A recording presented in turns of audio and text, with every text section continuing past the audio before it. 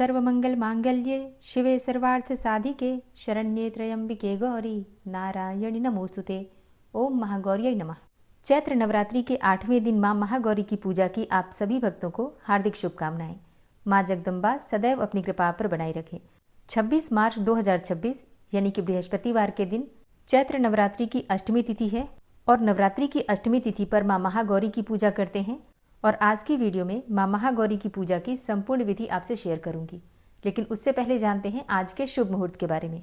26 मार्च को सूर्योदय हो रहा है सुबह 6:18 पर और सूर्यास्त का समय है शाम को 6:36 पर। ब्रह्म मुहूर्त सुबह 4 बजे से 5 बजे तक और दोपहर 12:02 से 12:52 तक ये समय अभिजीत मुहूर्त का है। अभिजीत मुहूर्त में आप कोई भी शुभ कार्य कर सकते हैं। और 26 मार्च को राहु काल का समय है दोपहर 2 बजे से दोपहर 3:31 तक। राहु काल में कोई भी शुभ कार्य प्रारंभ नहीं करते हैं, लेकिन अगर आप पहले से कर रहे हैं तो उस कार्य को कर सकते हैं। अब बात करें मां महागौरी की पूजा विधि के बारे में, तो देखिए मां महागौरी की पूजा करने के लिए आपको प्रातःकाल जल्दी उठना है। उठकर नित्य कर्मों से निवृत्त हो जाइए, स्नान कर लीजिए और शुद्ध वस्त्र धारण करके भगवान सूर्यदेव को जल दीजिए। इसके बाद मां दुर्गा की आराधना करनी है, तो जहां पर आपने चौकी की स्थापना की है वहां शुद्ध आसन डालकर बैठ जाइए। सबसे पहले शुद्धिकरण कर लीजिए, मतलब जल के छींटे अपने ऊपर दीजिए और इसी प्रकार से पूजा स्थल को और पूजा की सभी सामग्रियों को जल के छींटे देकर पवित्र कर लीजिए। अब अपने आसन पर अपने सामने आपको थोड़ा जल डालना है, फिर 2 उंगलियों से उठाकर मस्तक पर लगा दीजिए। अब आपकी पूजा प्रारंभ हो जाती है। अपने सामने शुद्ध घी का दीपक प्रज्वलित कर लीजिए और सबसे पहले दीपक का पूजन कीजिए। इसके लिए एक पुष्प ले लीजिए और पुष्प में ही आप थोड़ा सा अक्षत और चंदन लगाकर दीपक के पास अर्पित करके दीप देवता को प्रणाम कर लीजिए। इसके बाद सभी देवी देवताओं की जिस प्रकार से आप प्रतिदिन पूजा कर रहे हैं, कलश देवता की, भगवान गजानन की और अखंड दीपक, ज्वारे और इसके अलावा षोडश मातृका, नवग्रह मंडल अगर आपने चौकी पर स्थापित कर रखा है तो सभी देवी देवताओं का ध्यान करके पंचोपचार विधि से, जैसे धूप, दीप, गंध, अक्षत, पुष्प इत्यादि, ये सभी चीजें अर्पित करके पूजा करने के बाद आपको माँ दुर्गा की पूजा करनी है। तो आज नवरात्रि की अष्टमी है, माँ महागौरी की पूजा करेंगे। तो माँ महागौरी का ध्यान कीजिए। जो विग्रह आपने स्थापित किया है माँ दुर्गा का, उसी में आपको माँ महागौरी का ध्यान करना है। तो माँ महागौरी का स्वरूप क्या है जिसका हमें ध्यान करना है? तो देखिए, माँ महागौरी अत्यंत सौम्य और कोमल स्वभाव की देवी हैं। माँ श्वेत वस्त्र धारण करती हैं और उनका रंग अत्यंत गोरा है, इसीलिए उन्हें महागौरी कहा जाता है। 4 भुजाओं से सुशोभित है माता और उनके एक हाथ में त्रिशूल, दूसरे में डमरू, तीसरे हाथ में अभय मुद्रा और चौथे हाथ में वर मुद्रा रहती है। और उनके उज्जवल स्वरूप को देखकर भक्त भाव से भर जाता है। माँ को श्वेतांबर धरा और अन्नपूर्णा का स्वरूप भी माना जाता है। माँ महागौरी भगवान शिव की अर्धांगिनी है और इनकी पूजा करने से भक्तों को सुख, सौभाग्य और समृद्धि की प्राप्ति होती है। मन चाहे जीवन साथी की कामना माँ महागौरी की कृपा से पूर्ण होती है। माँ महागौरी सौभाग्य प्रदान करती हैं सौभाग्यवती महिलाओं को और माँ महागौरी की कृपा से संतान सुख की भी प्राप्ति होती है। तो समस्त प्रकार की कामनाओं को पूर्ण करने वाली देवी माँ महागौरी का ध्यान करने से पहले अपने हाथ में अक्षत और पुष्प लीजिए और ध्यान करने के बाद आपके हाथ में जो सामग्री है वो माँ दुर्गा के चरणों में अर्पित कर दीजिए। माँ का ध्यान मंत्र क्या है जिसका आपको जप करना है ध्यान करते समय? माँ का ध्यान मंत्र है, या देवी सर्वभूतेषु माँ गौरी रूपेण संस्थिता नमस्तस्यै नमस्तस्यै नमस्तस्यै नमो नमः। माँ कालरात्रि का बीज मंत्र है, श्रीम क्लीम ह्रीम वरदायै नमः, श्रीम क्लीम ह्रीम वरदायै नमः। और अगला मंत्र है ओम महागौर्यै नमः। इसके अलावा सर्वमंगल मांगल्ये शिवे सर्वार्थ साधिके शरण्ये त्र्यंबिके गौरी नारायणी नमोस्तुते। इस मंत्र के द्वारा भी माँ की आराधना आप कर सकते हैं।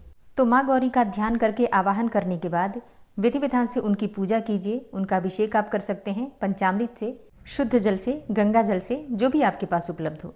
इसके बाद माँ दुर्गा को आप वस्त्र अर्पित कीजिए, फिर धूप, दीप, अक्षत, पुष्प, ये सभी चीजें माँ को अर्पित कीजिए। इसके बाद भोग लगा दीजिए। माँ का प्रिय रंग क्या है जो आज हमें धारण करना है? देखिए, माँ महागौरी को प्रिय है गुलाबी रंग, सफेद रंग या फिर पीले रंग के वस्त्र भी धारण करके माँ की आराधना आप कर सकते हैं। माँ को पीले पुष्प, कमल के पुष्प और रात की रानी मोगरे का पुष्प, ये सभी पुष्प अत्यंत प्रिय हैं। इसके अलावा नवरात्रि में जो सबसे विशेष पुष्प होता है वो होता है गुड़हल का पुष्प, जो आप चाहें तो प्रतिदिन माँ को अर्पित कर सकते हैं।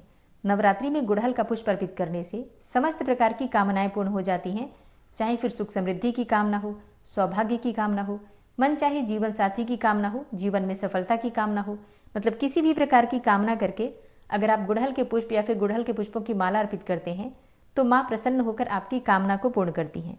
तो अगर आपके पास उपलब्ध हो तो आप ये उपाय कर सकते हैं। अच्छा, माँ को आज कौन सी वस्तु का भोग लगाएं? देखिए, माँ महागौरी को नारियल का भोग अत्यंत प्रिय है, तो आज नारियल का भोग अवश्य लगाना चाहिए। इसके अलावा हलवा, पूरी, चने इत्यादि, मतलब अष्टमी पर बहुत सारे घरों में कंजिका पूजन होती है और कई स्थानों पर नवमी पर होती है। तो अगर आपके यहाँ अष्टमी पर कन्या पूजन हो रहा है तो हलवा, पूरी, चने इत्यादि का भोग माँ को लगाइए। इसके बाद आप कन्या पूजन कर सकते हैं।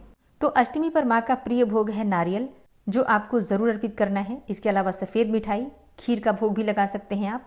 तो यथाशक्ति यथासंभव जो भी सामग्री आपके पास अर्पित है, माँ को अर्पित करके श्रद्धा भाव से माँ की आराधना कीजिए। फिर मंत्रों का जप कर सकते हैं, हवन कर सकते हैं। इसके बाद माँ की आरती कर लीजिए। इसके बाद क्षमा प्रार्थना कर लीजिए। अब आपकी पूजा पूर्ण हो गई और अपने सामने आपको थोड़ा सा जल डालना है। इसके बाद वो जल अपनी 2 उंगलियों से उठाकर अपने मस्तक पर लगा लीजिए। अब आपकी पूजा का संपूर्ण फल आपको प्राप्त होता है। तो ये कार्य प्रतिदिन करना है, क्योंकि कहा जाता है कि अगर हम इस प्रकार से जल अपने मस्तक पर नहीं लगाते हैं आसन से लेकर, तो हमारी पूजा का फल इंद्र ले जाते हैं चुराकर। तो ये प्रतिदिन की पूजा में आपको जरूर करना है।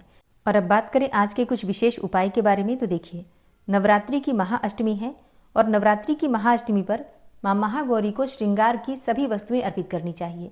16 श्रृंगार की सामग्री के साथ आपको वस्त्र भी अर्पित करना है। अपनी श्रद्धा के अनुसार, सामर्थ्य के अनुसार आप कोई ना कोई वस्त्र अवश्य अर्पित कीजिए, जैसे कि साड़ी या फिर सूट भी अर्पित कर सकते हैं।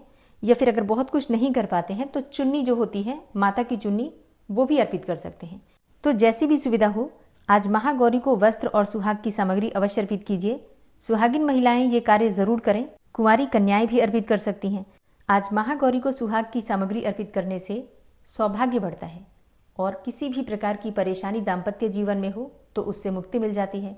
कुंवारी कन्याएं अपने विवाह की कामना से, योग्य जीवन साथी की कामना से, मन चाहे जीवन साथी की कामना से सुहाग की सामग्री अर्पित कर सकती हैं। बस इतना ध्यान रखिए कि अगर आप कुंवारी कन्या हैं तो सिंदूर मत अर्पित कीजिए। लाल रंग की रोली जो होती है, रोली अर्पित कर सकते हैं।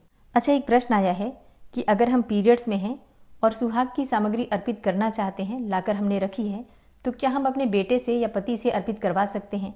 तो हाँ जी, बिल्कुल करवा सकते हैं, क्योंकि सौभाग्य की आवश्यकता सभी को है। और ये जो सुहाग की सामग्री हम अर्पित कर रहे हैं, ये माता रानी के लिए अर्पित कर रहे हैं। तो माता रानी को हम 8वें दिन सुहाग की सामग्री अवश्य अर्पित करते हैं। अगर आप स्वयं से नहीं कर पा रहे हैं तो किसी के द्वारा भी करवा सकते हैं। और अगर पीरियड्स में है, कोई भी नहीं है अर्पित करने वाला, तो फिर जैसे कि नवरात्रि के बाद भी कोई भी शुभ दिन हो तो उस दिन आप अर्पित कर सकते हैं। तो चैत्र नवरात्रि की अष्टमी पर विधि विधान से माँ की पूजा कीजिए, हवन कीजिए, कन्या पूजन कीजिए, अगर आपके यहाँ अष्टमी पूजी जाती है। वैसे इस बार नौमी तिथि सुबह 11:50 से प्रारंभ हो जाएगी। तो 26 मार्च को अष्टमी और नौमी दोनों तिथियां संयुक्त रूप से हैं। अष्टमी नौमी दोनों पूजन आप कर सकते हैं, मतलब जिनके यहाँ अष्टमी पूजी जाती है वो भी 26 मार्च को पूजा कर सकते हैं, और जिनके यहाँ नौमी पूजी जाती है अगर वो भी चाहें तो 26 मार्च को नौमी तिथि का भी कन्या पूजन कर सकते हैं। ठीक है। वैसे 27 मार्च को सुबह 10:07 तक नौमी तिथि है, तो अगर आपके यहाँ कन्या पूजन नौमी में होता है तो आप 27 मार्च को कन्या पूजन कर सकते हैं। जिन भक्तों के 9 दिनों के नवरात्रि के व्रत हैं उन्हें पारण कब करना है? देखिए, आपको पारण करना है 27 मार्च को सुबह 10:07 के बाद। तो सुबह 10:07 से पहले कन्या पूजन कर लेंगे 27 मार्च को, हवन इत्यादि कर लेंगे, कलश विसर्जन करेंगे 27 मार्च को ही, और इसके बाद अपने व्रत का पारण करेंगे। ठीक है। मतलब देखिए, कई भक्त ऐसे हैं जिनके यहाँ अष्टमी पूजी जाती है, तो अष्टमी को कन्या पूजन करेंगे, हवन करेंगे, लेकिन व्रत का पारण नहीं करना है। अगर आपने नवरात्रि के 9 दिनों का व्रत रखा है तो व्रत का पारण करना है 27 मार्च को सुबह 10:07 के बाद। अगर आप अष्टमी पर अपना व्रत खोलते हैं और नवरात्रि के 9 दिनों के व्रत का संकल्प लेते हैं तो आपके व्रत को खंडित माना जाता है। तो इस बात का आप लोग ध्यान रखिएगा। हाँ, जिन लोगों ने पहले और आखिरी व्रत रखे हैं वो अपने व्रत का पारण किसी भी दिन कर सकते हैं, मतलब अष्टमी का व्रत करते हैं तो नौमी में पारण कर सकते हैं, और अगर सप्तमी का व्रत रखा है तो अष्टमी में व्रत का पारण कर सकते हैं। लेकिन 9 दिनों के व्रत का पारण बहुत ही विशेष रूप से, मतलब सावधानी के साथ करना चाहिए। ठीक है, जल्दीबाजी में नहीं। वैसे नवरात्रि के कलश विसर्जन, कन्या पूजन, हवन इत्यादि की जानकारी की वीडियो अभी थोड़ी देर में आने वाली है, आप लोग देख सकते हैं। अगर आपका कोई भी प्रश्न हो तो इस वीडियो के कमेंट बॉक्स में अपने प्रश्न लिख दीजिए, तो आने वाली वीडियो में आपके प्रश्नों के उत्तर आपको मिल जाएंगे। ठीक है। उम्मीद करती हूँ ये वीडियो आपके लिए उपयोगी होगी।